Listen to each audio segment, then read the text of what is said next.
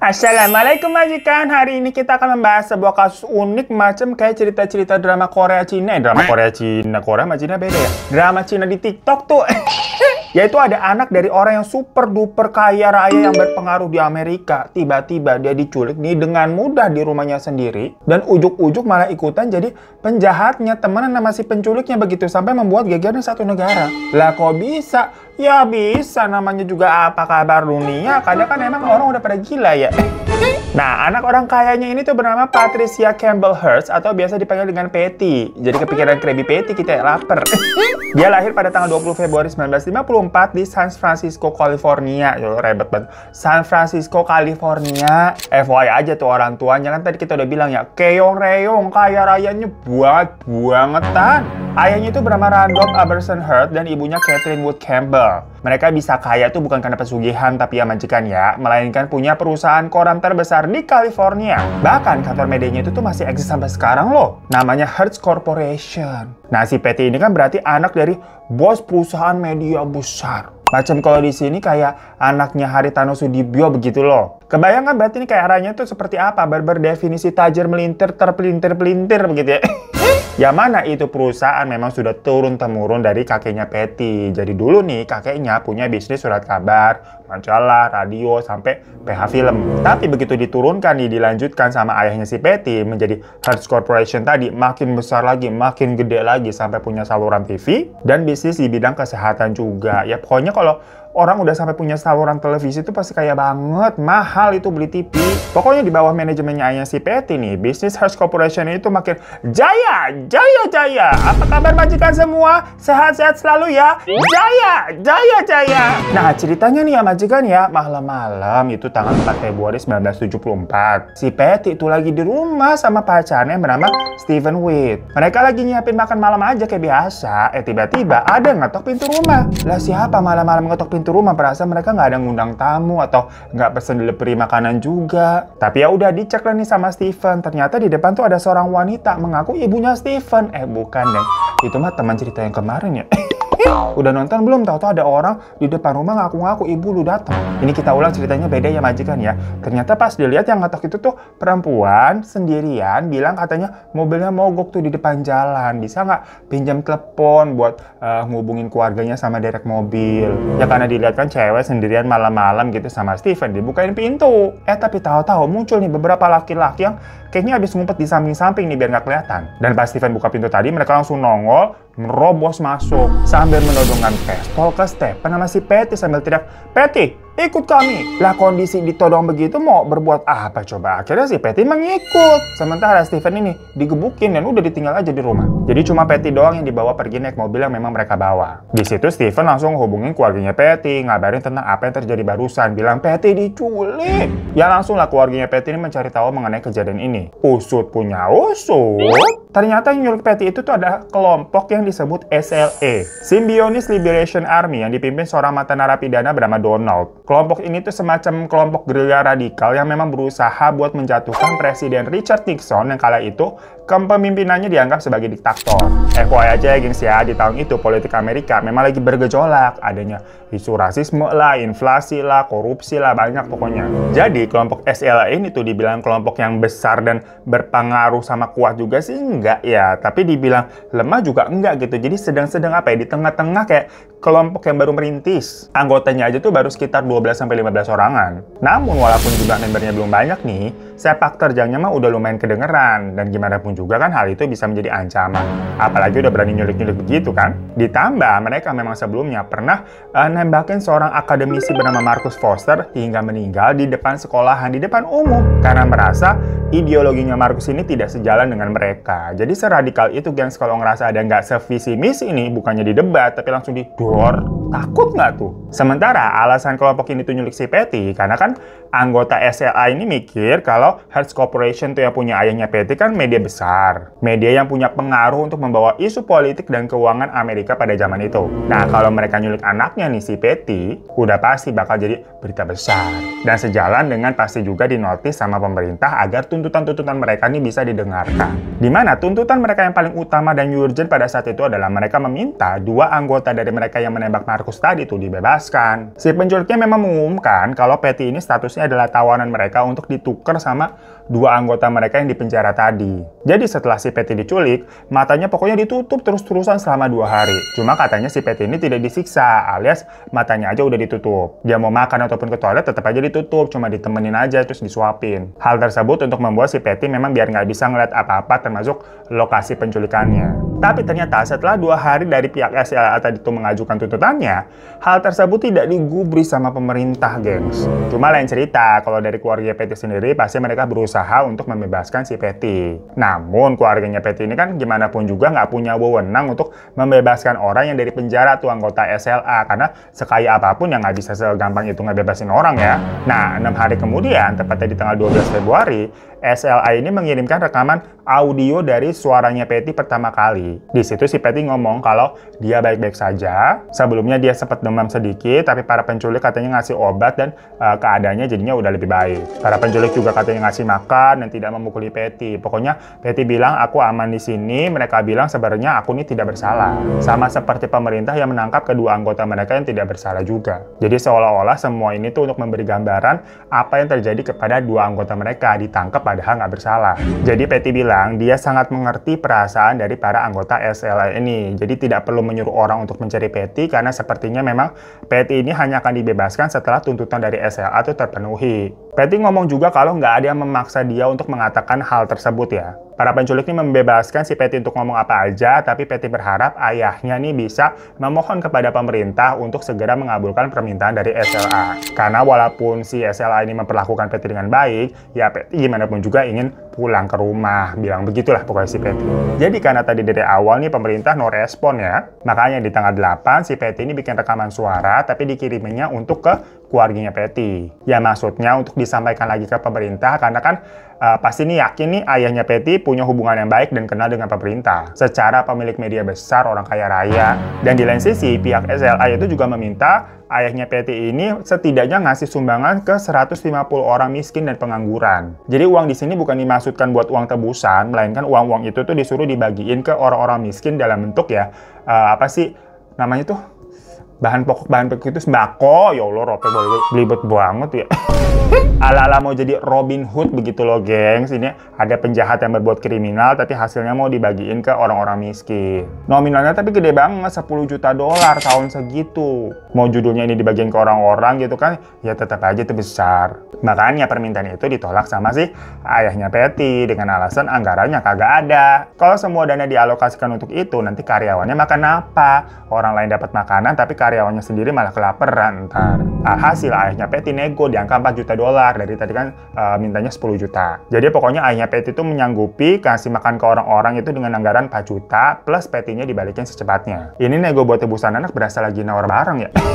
Sampai anggota yang nyulik Patty ini bilang ke si Patty kayak, ternyata ayah kamu tuh lebih sayang sama uangnya daripada sama kamu. Dan untuk membalas negoannya si ayah tadi, tanggal 16 Februari, pihak SLA ini tuh mengirimkan suara Patty yang terbaru. Tapi kali ini dikirimnya ke stasiun radio agar diputar bisa didengarkan banyak orang. Yang kurang lebih si Patty ini ngomong kalau saat itu dia masih baik-baik saja. Tapi pihak penculik ini nggak mau nego. Alasannya mereka ini nggak minta uang untuk mereka sendiri ataupun ngasih makan satu negara kok. Mereka hanya mau memberi makan segelintir orang aja. Intinya di situ kayak mau mempermalukan ayahnya si Patty agar semua orang tahu si ayahnya ini lebih peduli sama uangnya sendiri daripada keselamatan ayahnya. Sampai dinego-nego padahal kan lu kaya raya begitu loh. Alhasil si ayahnya Patty langsung menjalankan kemauannya SLA itu karena desakan rakyat juga. Ya udah dibagiin dia tuh sembako ke orang-orang macam kayak dibagiin roti, susu, sayur mayur. Tapi ujung-ujungnya ricuh, geng. Sekarang kan tadi udah disiarin di radio, ya yang mana banyak orang yang dengar tersebar luas. Ya macam di sini kalau ada yang gratisan langsung pada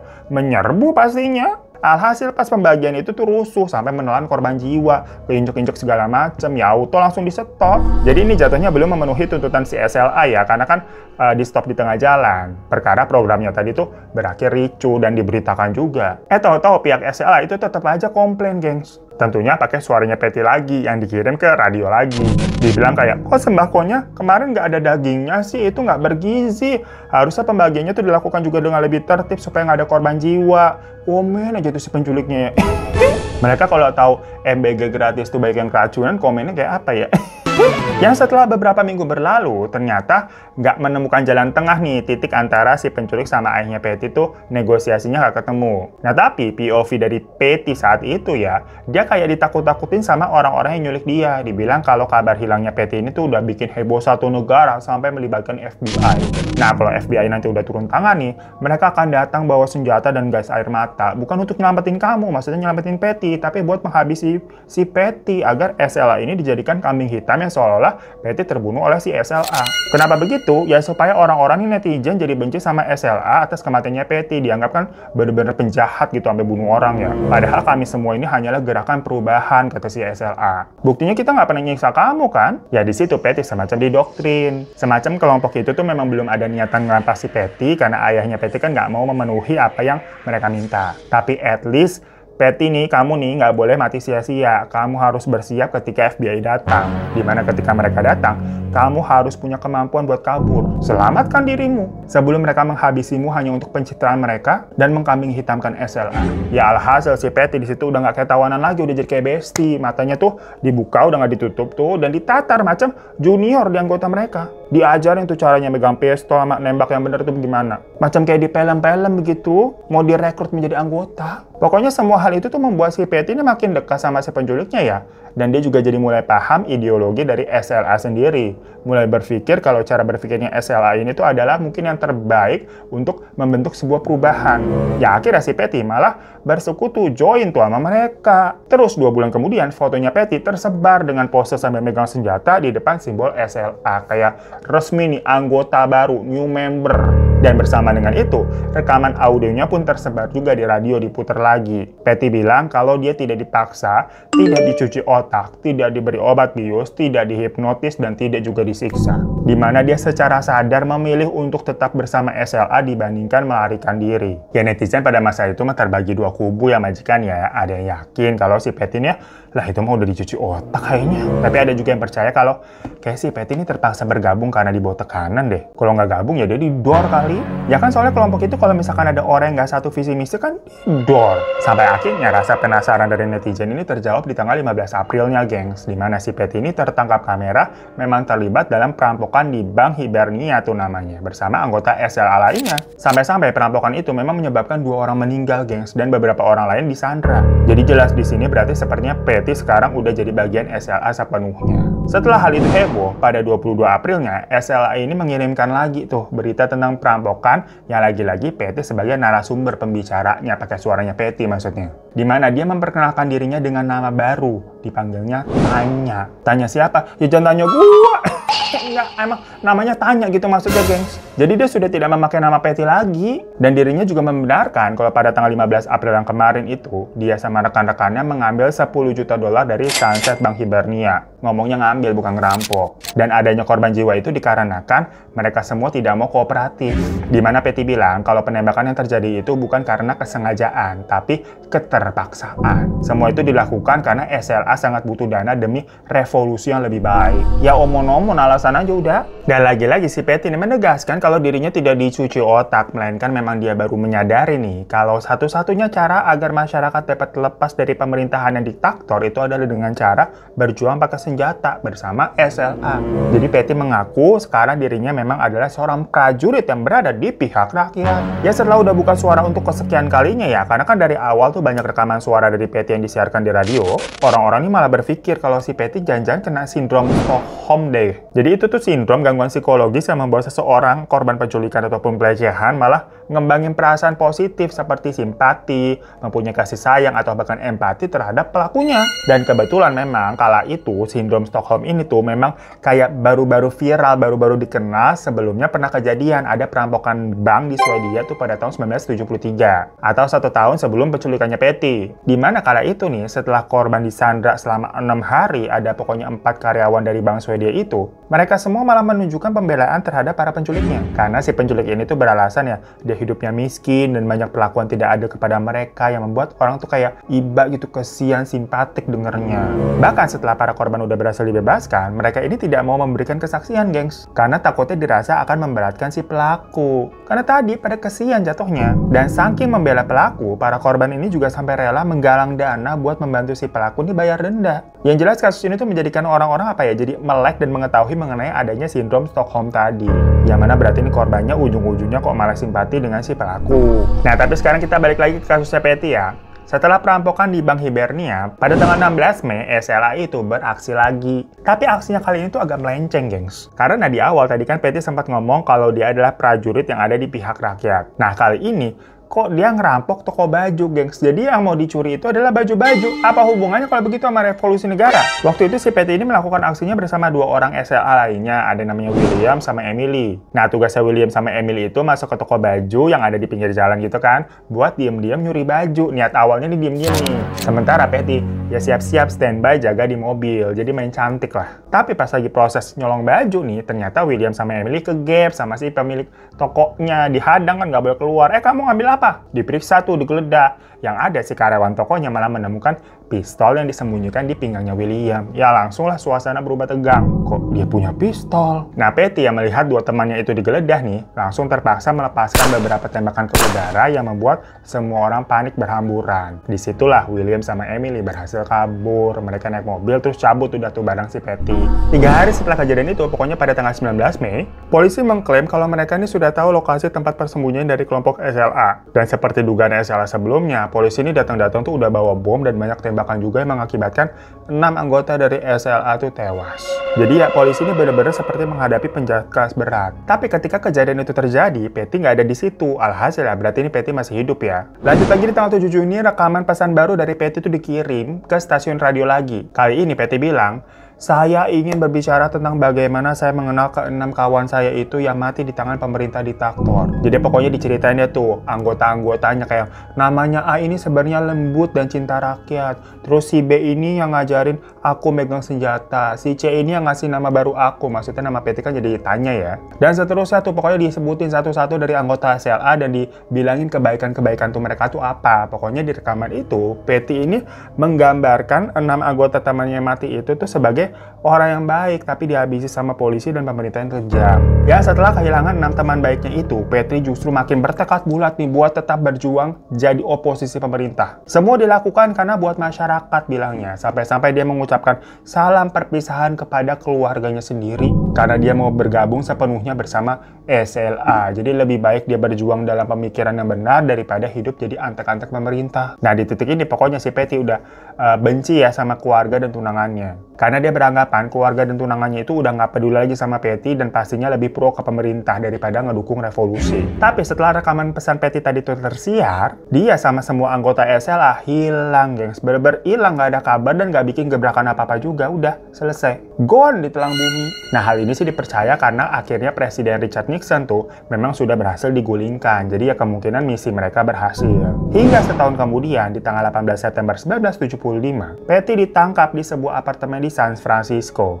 Dia ditangkap bersama anggota SLA lainnya. Yang ketika ditemukan, beratnya si Patty cuma 40 kg, guys. Untuk ukuran bule mah kurus ya, 40 kilo. Walaupun perempuan yang 40 kilo kurus tuh. Jangan kan bule yang basicnya badannya gede tinggi gitu. Orang Asia berat 40 juga hitungannya mah udah kurus banget. Dan setelah ditangkap, Patty ini tentunya dipenjara atas aksi-aksinya sebelumnya. Ya soalnya kan dia bukan hanya korban penculikan, tapi akhirnya menjadi pelaku perampokan juga. Dan dari hasil pemeriksaan, diketahui IQ-nya Patty ini turun dari awalnya 130, pas dites lagi jadi 112, jauh. Nah, terus Patty juga menunjukkan beberapa tanda trauma di mana ada banyak ingatan-ingatan atau memorinya yang hilang terkait kehidupannya sebelum bergabung di SLA. Ya, semua itu berindikasi kalau si Patty ini tuh telah dicuci otak. Cuma hal tersebut tidak diterima sama pengadilan. Karena gimana pun juga Patty dianggap secara sadar telah melakukan tindakan kriminal dan telah membuat resah masyarakat. Patty juga dianggap bertanggung jawab atas kasus perampokan bank dan penyalahgunaan senjata tajam. Yang mana akhirnya dia dijatuhi hukuman maksimal 35 tahun penjara. Setelah putusan itu nih, Masyarakat sebenarnya ngerasa lega, karena tahu berarti keadilan ini telah ditegakkan gimana pun juga kan Patty bersalah. Tapi kalian ingat, Patty ini anaknya siapa? Pastinya pihak keluarganya akhirnya ikut campur, di mana presiden yang menjabat pada saat itu malah ngurangin drastis hukumannya Patty dari tadi 35 tahun jadi cuma 22 bulan, alias kurang dari 2 tahun, gengs. Jauh bener dari 35. Jadi setelah setahun lebih ya udah Patty langsung bebas gitu aja. Di mana permainan politiknya di sini tuh kuat banget, mentang-mentang memang keluarganya Patty ini orang yang sangat berpengaruh. Ya walaupun setelah bebas, Patty ini kehilangan hak-haknya sebagai warga sipil, gengs. Kayak misalkan dia nggak bisa kerja resmi layaknya orang sipil di sektor-sektor pemerintahan, terus nggak bisa ikut pemilu juga, terus nggak boleh ke luar negeri karena dia kan nggak bakal bisa punya paspor. Tapi sebenarnya semua itu nggak masalah, keluarganya kan kaya raya. Si Patty juga kagak usah kerja, ngapain nyari kerja? Bakal hidup dia 7 turunan kipas-kipas doang. Ditambah 2 bulan setelah pembebasannya tadi, si Patty ini menikah dengan seorang anggota polisi bernama Bernard Lee Shaw yang memang merupakan anggota tim keamanan pribadinya. Jadi kayak ajudannya gitu loh, gengs, yang selalu ngelindungin dia gitu. Macam cerita Pak Waris Samsung yang nikah sama bodyguardnya. Hingga 20 tahun kemudian, tepatnya di tahun 2001, Presiden Bill Clinton itu juga akhirnya memberikan pengampunan resmi kepada si Patty. Jadi di usianya Patty yang udah 46 tahun nih, dia kembali mendapatkan hak-haknya sebagai warga sipil lagi. Jadi udah diputihkan. Ya semua ini karena pengaruh keluarganya juga yang masih sangat berkuasa ya. Sampai sekarang aja kan masih eksis itu perusahaan medianya. Ya mana akhirnya banyak anggapan tuh, kenapa waktu negosiasi dengan pihak SLA nih, keluarganya itu nggak langsung mau nurutin aja. Karena ya walaupun jumlah uang yang diminta yang tadi 10 juta buat dibagi-bagiin ke orang miskin itu ya banyak, besar. Tapi kekayaan dari keluarga Patty itu juga lebih besar lagi sebenarnya. Jadi 10 juta tuh kayak nggak ada apa-apanya. Nah hal itu memang karena sepertinya pihak Hearst family nih atau keluarganya si Patty tidak mau memberikan image yang lemah atau takut kepada orang-orang pengancam seperti SLA. Apalagi dinilai kelasnya SLA ini jauh di bawah mereka. Jadi kayak pemberontak amatiran lah. Intinya keluarga Hearst ini tuh ingin memberikan image kalau mereka ini nggak segampang itu digeretak sekalipun anggota keluarga mereka yang diculik. Karena kalau mereka menyerah sebegitu gampangnya, akan banyak pihak-pihak lain yang lebih besar mengambil kesempatan itu juga untuk mengancam ataupun menyerang dari keluarga Hearst. Nah, saking terkenal cerita ini, pada tahun 2018 di usianya Patty 64 tahun ya, CNN ini sempat ngebuat film dokumenter, gengs, dengan tujuan ya menceritakan kembali kisah dari si Patty. Dan Patty yang udah nenek-nenek itu bilang, ya udahlah bukan rahasia umum lagi kalau waktu dia diculik tuh dia memang dilecehkan secara seksual dan diancam. Dimana dia disiksa tuh pada usia 19 tahun dan tindakan dia setelahnya adalah mekanisme untuk bertahan hidup. Jadi ternyata dibalik semua itu, kalau memang menurut penuturannya si Patty ya, semuanya terjadi ya sebenarnya karena paksaan. Apalagi di awal-awal kan yang tersiar itu hanya suaranya Patty aja yang terdengar di radio ya. Maksudnya penampakan fisiknya dia tuh nggak kelihatan, apakah ekspresinya ketakutan, atau mungkin ada memar abis dipukul semacam gitu kan nggak pada tahu, nggak ngelihat, cuma denger doang suaranya. Dan kalau suara begitu doang mah gampang banget dimanipulasi. Bisa jadi pas si Patty ngomong, di sebelahnya ada yang nodongin pistol begitu kan, biar si Patty ngomong apa yang udah disuruh sama si pelaku. Ya cuma di sini ujung-ujungnya mah happy ending ya majikan ya. Dimana Patty ini kembali menjalani hari-harinya sebagai orang kaya begitu. Intinya mah uang menyelesaikan segalanya, walaupun uang bukan segalanya, tapi segalanya butuh uang. Nah ini cerita apa sih? So, majikan kasus kali ini coba aja ya, misalkan kalau si Patty ini bukan anak orang kaya. Pertama nih, dia kagak bakalan diculik juga karena ya kagak ada gunanya buat anggota SLA. Kedua, lah dia nggak mungkin juga tuh dapat keringanan hukuman dari 35 tahun jadi 22 bulan. Habis itu pas udah bebas, langsung nikah lagi sama polisi. Lah, polisi mana sih yang mau nikahin mantan penjahat yang bikin geger satu negara tuh kalau bukan itu anak orang penting? Dan endingnya, Patty ini tetap hidup kaya raya ya di kehidupan yang jomplang dengan rakyat sendiri. Padahal katanya kan dia membela rakyat lah. Omong-omong doang lah, mending bagus nyetrika baju aja. Belum kering, masih lembab ya. Habis dari tadi hujan mulu majikan, kita belum selesai nyetrikanya begitu, numpuk. Daripada dengerin kelakuan orang mah ada-ada aja begitu ya, mending kita nyetrika aja dulu ya, pusingnya udah majikan ya. Mau lanjut nyetrika nih kita ya. Assalamualaikum warahmatullahi wabarakatuh. Bau.